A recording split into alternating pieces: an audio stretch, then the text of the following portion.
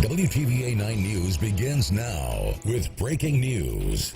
And we are following several breaking news stories at this hour. The first in Jackson, a heavy police presence still at the University of Mississippi Medical Center's campus.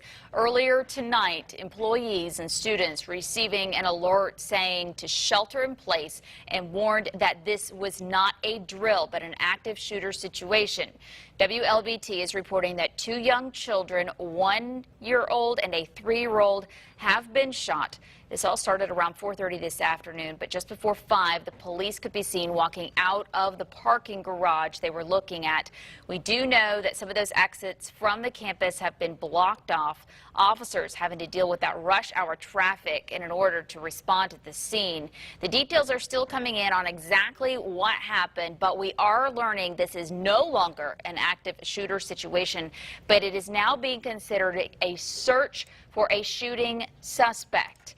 This is a developing story. We continue to gather details from WLBT television in Jackson. Of course, we will keep you updated. Now, the other breaking news story that we are covering tonight, this one closer to home in Union County, where two women are in custody after crashing head-on with a state trooper. Here's what we know so far. It all started when a stolen car got involved in an accident on I-22 near Byhalia. Police say the woman got into a wrecked car and then got into a vehicle that was following her. These two women then exited the interstate at Glenfield exit and tried to get on Highway 178. Well, they made a U-turn when the deputies tried to cut them off, and they headed back toward the interstate, and that's when they swerved into another lane and they hit the trooper's car head-on. The trooper has been taken to the hospital with moderate injuries. We're working to get an update on the trooper's condition, as well as the names and hopefully photos of the two women who are now in custody. Well, a grand jury will hear the case of a man charged in the death of a 9-year-old who died while trying to board his school bus. WTVA's Taylor Smith was at the preliminary hearing today. She is joining us live with what happened in court. Emily, I am out front of the Justice Court right now, where I did attend the preliminary hearing this afternoon. There were a lot of heavy hearts there as 22-year-old Hunter Newman, who is being charged with culpable negligence manslaughter, sat before Judge Sadie Holland. And prosecutor Paul Galt did not want to speak on camera today, but he did present in court, saying there was no reason that he did not stop for the bus.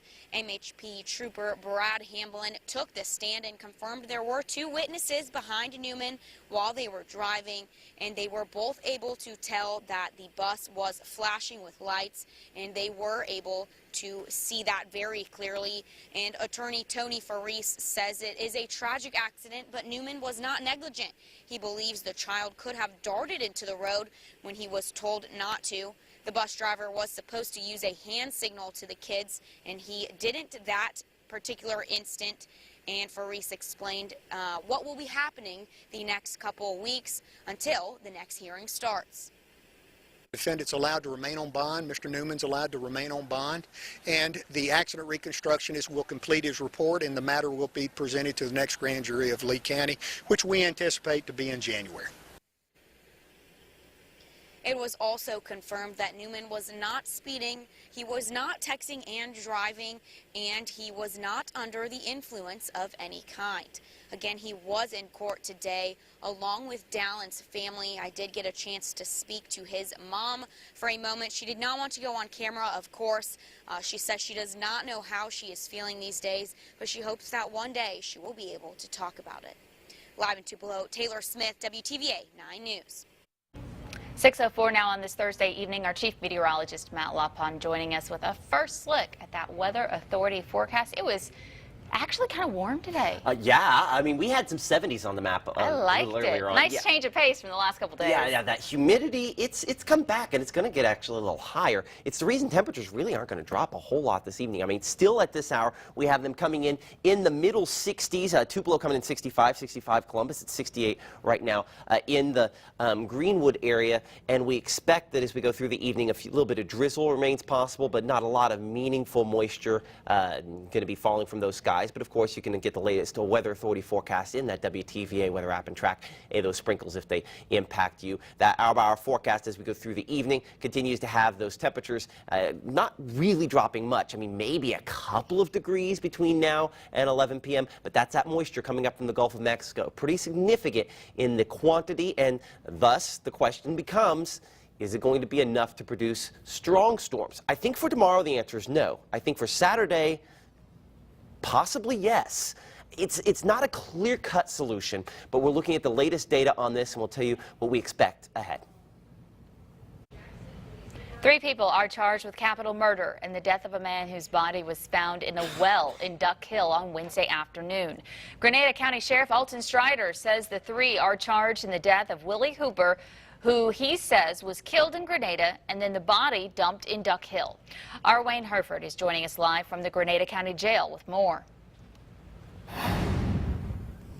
That's right. I'm outside the Grenada County Justice Court building today, where the 3 appeared before a judge. 27-year-old Marquise Tillman, 32-year-old Mark Lott, and 31-year-old Monique Lott were all denied bond. They are all now facing capital murder charges, and they could all also face a death penalty. They are all 3 charged in the death of Willie Hooper.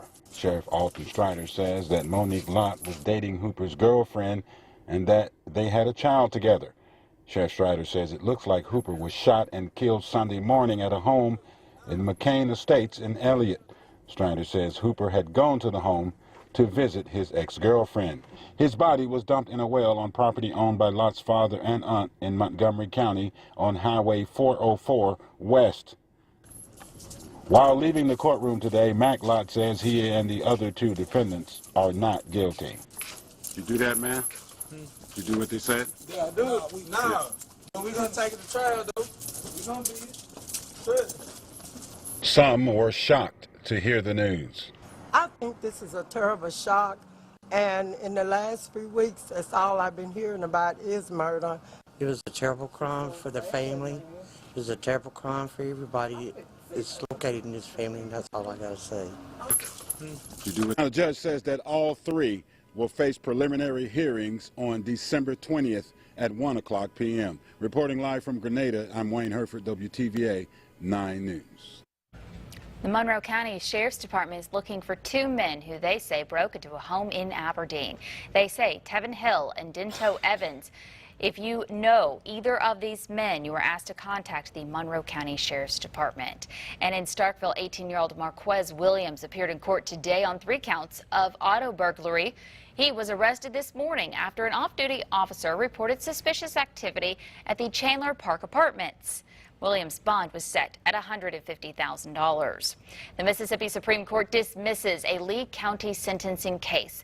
Brett Jones is serving a life sentence without the possibility of parole in the 2004 stabbing death of his grandfather, Burtis Jones. In late September, Jones' attorney told the justices the sentencing was unfair. His attorney says the Lee County Circuit Court judge failed to determine whether or not Jones could be rehabilitated.